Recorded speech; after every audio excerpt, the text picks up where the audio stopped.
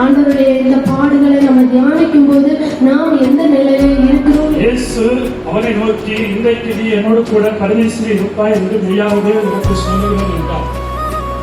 இயேசு எந்த சூழ்நிலையில் இந்த வார்த்தைகளை கர்த்தர் சொன்னார்?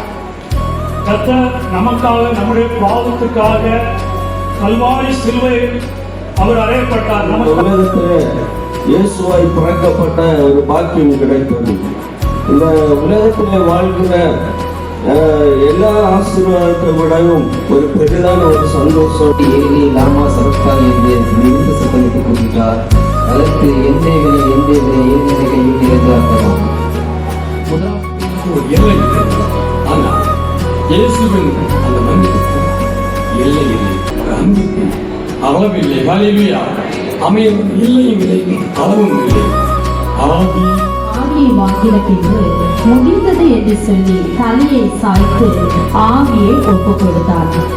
அதன் பின்பு எல்லாம் முடிந்தது.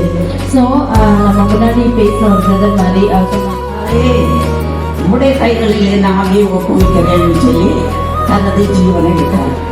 இதற்கு காரணம் என்ன தெரியுமா?